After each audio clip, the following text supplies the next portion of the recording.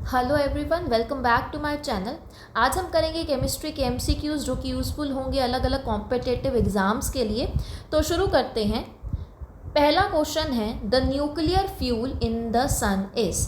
तो सन के अंदर न्यूक्लियर फ्यूल की तरह कौन काम करता है? पहला ऑप्शन है हीलियम, सेकेंड ऑप्शन है हाइड्रोजन, थर्ड ऑप्शन है यूरेनियम एंड फोर्थ ऑप्शन है अल्फा पार्टिकल। तो यहाँ पे जो आंसर आएगा वो आएगा बी। तो होता क्या है कि जब भी हम सन के बारे में बात करते हैं तो जो सन का कोर होता है वहाँ पे टेम्परेचर और प्रेशर बहुत ज़्यादा होता है, जिसकी वजह से वहाँ पे जो हाइड्रोजन प्रेजेंट होते हैं वो क्या कर जाएंगे, फ्यूज़ कर जाएंगे और फ्यूजन से क्या बनेगा, हीलियम का न्यूक्लियस बनेगा। यानी कि वहाँ पे क्या हो रही है, न्यूक्लियर रिएक्शंस हो रही हैं। कौन सी न्यूक्लियर रिएक्शन? Fusion reaction. और जब हीलियम जो है उसके जो न्यूक्लियस है जो हाइड्रोजन के न्यूक्लियस है, जब वो फ्यूज़ करेंगे हीलियम में चेंज होंगे तो उससे बहुत ज़्यादा एनर्जी रिलीज़ होती है, ठीक है, और वही मेन पावर का काम करती है सन में, ठीक है। तो इसलिए यहाँ पे आंसर क्या आया, हाइड्रोजन आया।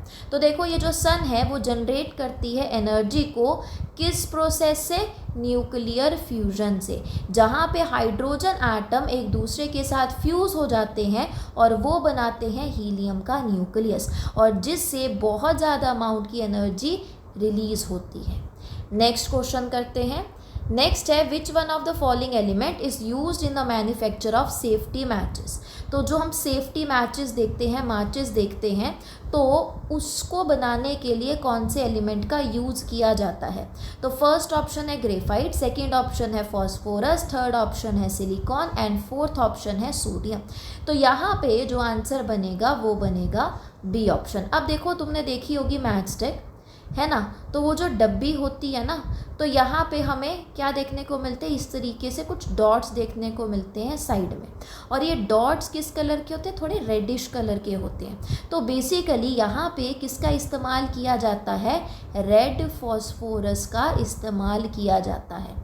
होता क्या है कि अगर तुम एक तीली लोगे, ठीक है, और तुम यहाँ पे इस रेड फॉस्फोरस के ऊपर इस तरीके से कुछ फ्रिक्शन क्रिएट करोगे तो उससे क्या होगा कि ये जो रेड फॉस्फोरस है वो इग्नाइट हो जाएगा, यानी कि हीट प्रोड्यूस करेगा, फायर प्रोड्यूस करेगा, ठीक है। तो यहाँ पे जो आंसर बनेगा वो बनेगा फॉस्फोरस। और उसमें से भी हम बेसिकली कौन से फॉस्फोरस के बारे में बात कर रहे हैं, रेड फॉस्फोरस के बारे में।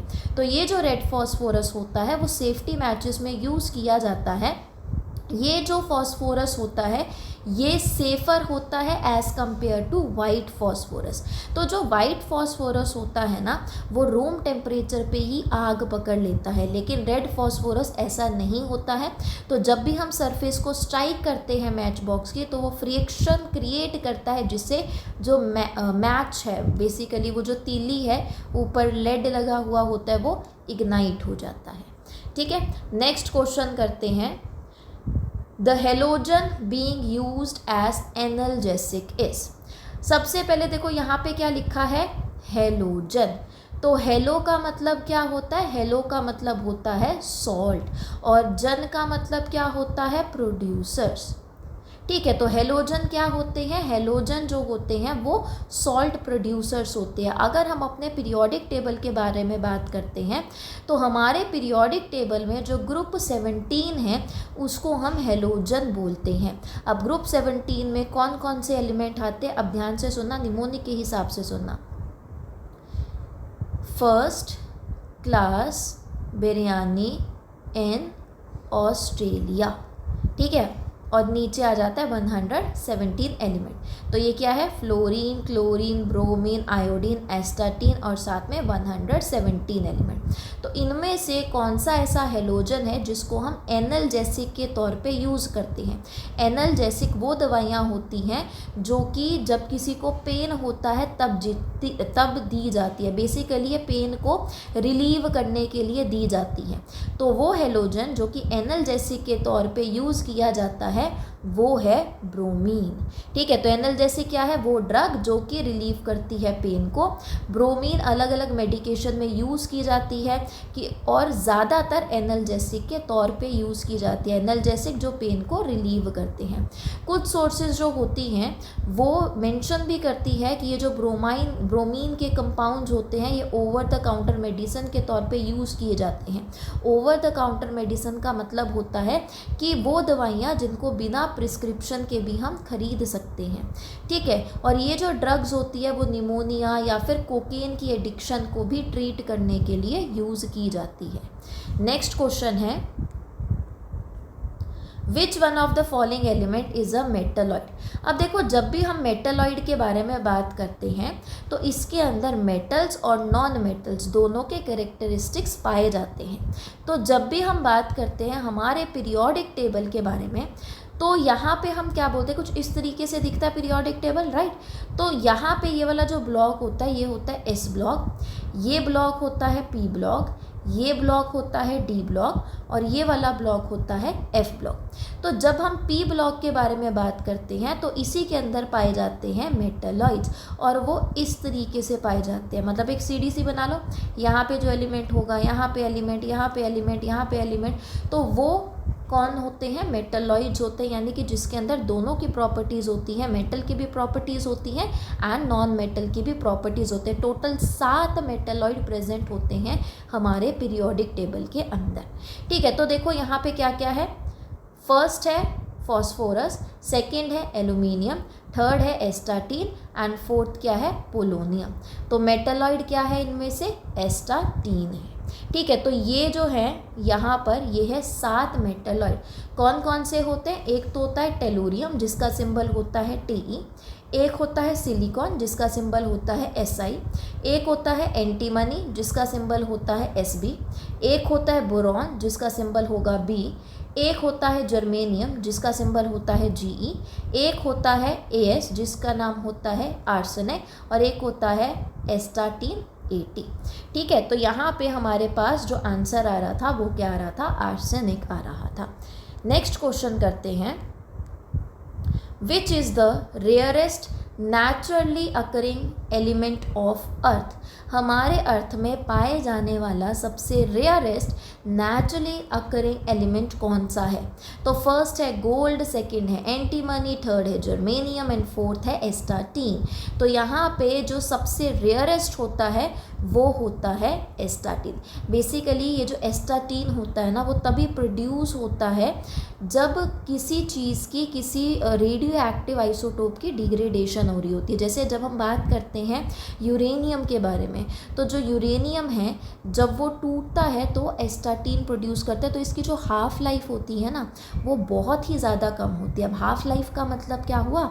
हाफ़ लाइफ का मतलब होता है जैसे मान लो कि एक मेरे पास ये सब्सटेंस पड़ा था, ठीक है, इसको अगर मैंने बोला कि कोई सब्सटेंस है उसका जो हाफ़ लाइफ है वो है 2 मिनट मान लो, ठीक है, तो यानी कि 2 मिनट के अंदर वो क्या हो जाएगा? आधा हो जाएगा। ठीक है, तो रेयरेस्ट कौन सा है? एस्टाटीन है। तो एस्टाटीन हाईली रेडियो एक्टिव होता है और इसकी बहुत ही कम हाफ लाइफ होती है, यानी कि कॉन्स्टेंटली डिके करता रहता है और ये बहुत ही ज़्यादा कम अमाउंट में पाया जाता है। और ये कब पाया जाता है? जैसे कि ये जो यूरेनियम है या दूसरे जो एलिमेंट है जब उनका डिके होता है तो उसके प्रोडक्ट में क्या बनता है? एस्टाटीन बनता है, बहुत ही कम अमाउंट में बनता है। ठीक है, नेक्स्ट क्वेश्चन है, the deficiency of which one of the following leads to dental caries. किसकी कमी से डेंटल कैरीज होने के चांसेस होते हैं, यानी कि दांतों में जो कैविटीज़ होती हैं वो किसकी कमी से होती है? तो वो होती है फ्लोरीन की कमी से।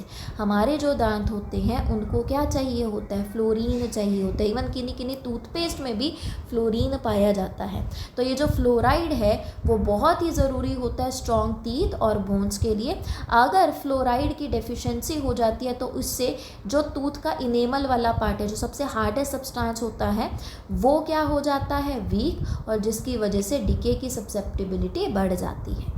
नेक्स्ट क्वेश्चन है, which among the following elements metals pollute air of a city having large number of automobiles। तो कौन सा ऐसा एलिमेंट है, बेसिकली यहाँ पे खुद क्या लिखा हुआ है, कौन सा ऐसा मेटल है जो कि अगर ऑटोमोबाइल जो है वो लार्ज नंबर पे प्रेजेंट हो तो उससे जो सिटी है उसमें जो एयर है उसकी पोल्यूशन कॉज करता है। तो कैडमियम है, लेड है, क्रोमियम है एंड निकल है। तो यहाँ पे आंसर क्या आ जाएगा, यहाँ पे आंसर आएगा लेड। तो बेसिकली यहाँ पे हम क्या बोलते हैं कि जो लेड होता है ना उसको हम हिस्टोरिकली ऐड करते थे गैसोलीन के अंदर, और किसके तौर पे यूज़ किया जाता था, इसको एंटी नॉक कंपाउंड के तौर पे यूज़ किया जाता था।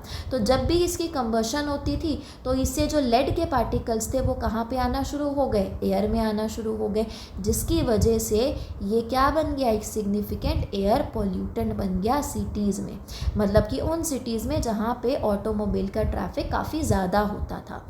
जबकि जो दूसरे मेटल है जैसे कि क्रोमियम हो गया वो भी एयर पोल्यूशन में पाया जाता है, लेकिन ये जो लेड है वो हिस्टोरिकली हम मानते हैं कि वो प्राइमरी एयर पोल्यूटेंट था जो कि ऑटोमोबाइल के एमिशन से एसोसिएटेड है। हमारे पास में सबसे पहले इसी को ही यूज़ किया जाता था लेडेड गैसोलीन के अंदर। ठीक है, नेक्स्ट क्वेश्चन करते हैं, which among the following is an element, इनमें से कौन सी चीज़ एलिमेंट है। अब देखो जब भी हम अपना पीरियोडिक टेबल देखते हैं ना तो पीरियोडिक टेबल के अंदर जितने भी कंपोनेंट्स प्रेजेंट होते हैं उनको हम क्या बोल देते हैं, एलिमेंट। जैसे मान लो अगर मुझे बोलना है ऑक्सीजन तो O आ गया, नाइट्रोजन के लिए N आ गया, हीलियम के लिए HI आ गया। ठीक है, वे जैसे कि मान लो और गोल्ड की बात कर लो, गोल्ड के लिए AU आ गया, सिल्वर AG आ गया। तो ये सारे के सारे क्या हैं, ये सारे के सारे हैं एलिमेंट्स। तो हमें बताना है कि यहाँ पे एलिमेंट कौन सा है। तो यहाँ पे देखो सबसे पहले क्या लिखा हुआ है, एलुमिना। तो एलुमिना बेसिकली क्या होता है, एल्यूमिनियम का ऑक्साइड, एल्यूमिनियम का ऑक्साइड। तो हम क्या बोलेंगे, Al2O3। ठीक है, जब हम ब्रास के बारे में बात करते हैं तो ब्रास एक एलॉय होता है। एलॉय का मतलब जो दो या उससे ज़्यादा मेटल या नॉन मेटल से मिलके बनता है। तो ये जो ब्रास है वो किसका एलॉय होता है, वो होता है कॉपर और जिंक का एलॉय।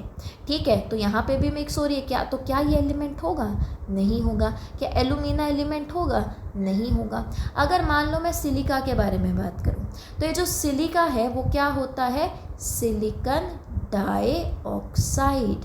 ठीक है, यानी कि SiO2। ठीक है, तो क्या देखो यहाँ पे अगर सिलिकॉन होता तो वो एलिमेंट होता, ऑक्सीजन होता तो वो एलिमेंट होता, बट ये जो है क्या ये हमारे पास एलिमेंट है, नहीं, ये कंपाउंड है। लेकिन जब हम बात करते हैं ग्रेफाइट के बारे में तो ग्रेफाइट क्या है, कार्बन, कार्बन का एक एलोट्रॉप ही है। अब तुम बोलोगे कि एलोट्रॉप क्या होता है, तो एलोट्रॉप क्या होता है, जिसमें केमिकल प्रॉपर्टी होती है सेम लेकिन फिजिकल प्रॉपर्टी क्या होती है, अलग अलग होती है। जैसे डायमंड हो गया, ग्रेफाइट हो गया या फिल्ड्रीन हो गया, तीनों चीज़ें किसकी बनी हैं, सिर्फ कार्बन की बनी है। ठीक है, लेकिन जब हम इनके फिजिकल प्रॉपर्टी देखते हैं तो सबकी फिजिकल प्रॉपर्टी जो है वो अलग अलग होती है। ठीक है, तो यहाँ पे इन सब में से एलिमेंट क्या है, ग्रेफाइट है। ठीक है, तो यहाँ पे सी ऑप्शन ठीक हो गया। तो देखो यहाँ पे भी वही है, एल्यूमिनिया क्या होता है, एल्यूमिनियम ऑक्साइड Al2O3। ब्रास एक मेटल का एलॉय होता है, किसका, कॉपर और जिंक का। ग्रेफाइट क्या है, कार्बन का एलोट्रॉप, और सिलिका सिलिकॉन डाइऑक्साइड को बोला जाता है यानी कि SiO2 को। नेक्स्ट क्वेश्चन है, विच one of the following elements exist in liquid at room temperature. ठीक है, कौन सा ऐसा एलिमेंट है जो कि रूम टेम्परेचर पे लिक्विड के तौर पे पाया जाता है, mercury, potassium, sodium and calcium.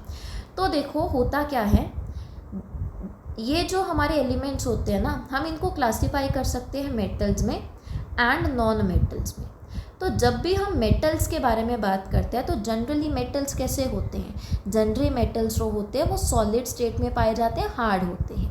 जब हम नॉन मेटल्स के बारे में बात करते हैं तो ज़्यादातर या तो ये गैशियस फॉर्म में पाए जाते हैं या तो ये सॉलिड फॉर्म में पाए जाते हैं। लेकिन ऑब्वियसली यहाँ पे हमें कुछ ना कुछ एक्सेप्शन देखने को मिलती है। तो अगर मैं यहाँ पे एक्सेप्शन देखूँ तो मेटल में हमें जो एक्सेप्शन देखने को मिलती है वो देखने को मिलती है मरकरी में, मरकरी जिसका सिंबल होता है Hg। तो वैसे तो मेटल्स कैसे होते हैं, सॉलिड होते हैं, लेकिन जब भी हम मरकरी के बारे में बात करते हैं ना तो मरकरी जो होता है वो रूम टेम्परेचर के अंदर कैसा होगा, लिक्विड होगा। ठीक है। वैसे नॉन मेटल में भी बात करते हैं, वैसे हमने क्या बोला था कि गैशियस फॉर्म में पाए जाते हैं या सॉलिड फॉर्म में पाए जाते हैं, लेकिन यहाँ पे भी अगर हम एक्सेप्शन देखें तो वो किसकी आ जाती है, वो आ जाती है ब्रोमीन की। तो ये जो ब्रोमीन होता है ये रूम टेम्परेचर पे कैसा होगा, ये रूम टेम्परेचर पे होगा लिक्विड। ठीक है, तो यहाँ पे देखो हमारे पास ऑप्शन में क्या दे रखा है, मरकरी दे रखा है, तो है तो ये मेटल, लेकिन स्टिल ये कौन से रूम टेम्परेचर में कौन से फॉर्म में पाया जाता है, लिक्विड फॉर्म में पाया जाता है। और क्यों पाया जाता है, क्योंकि इसका जो मेल्टिंग पॉइंट होता है ना वो काफ़ी ज़्यादा कम होता है। नेक्स्ट क्वेश्चन, लास्ट क्वेश्चन आज का, the metal constituent of chlorophyll is. अब देखो जब भी हम बात करते हैं हमारे प्लांट्स के बारे में, तो ये प्लांट्स कैसे होते हैं, प्लांट्स होते हैं ग्रीन कलर के, राइट।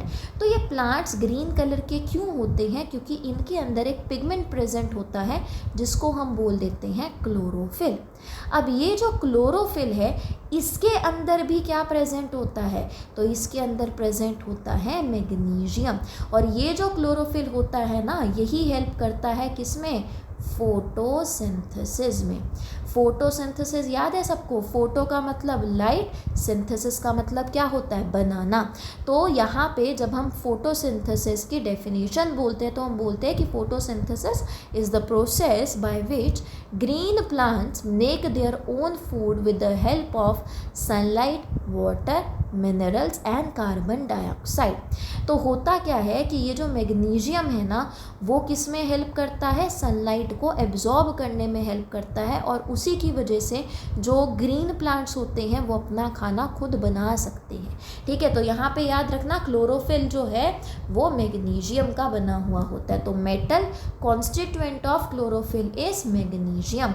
मैग्नीशियम एक की कंपोनेंट होता है क्लोरोफिल मॉलिक्यूल का, और वो क्या करता है, लाइट एनर्जी को ट्रैप करने का काम करता है ड्यूरिंग फोटोसिंथेसिस इन प्लांट्स। तो आज हम इतने ही क्वेश्चंस करेंगे। आई होप कि आपको समझ में आया होगा। कोई भी डाउट है आप कमेंट सेक्शन में लिख सकते हैं। अगर कोई वीडियो बनानी है, किसी पर्टिकुलर टॉपिक के ऊपर कोई वीडियो बनानी है तो वो भी आप कमेंट सेक्शन में लिख सकते हैं। Thank you so much, all the best for your exam.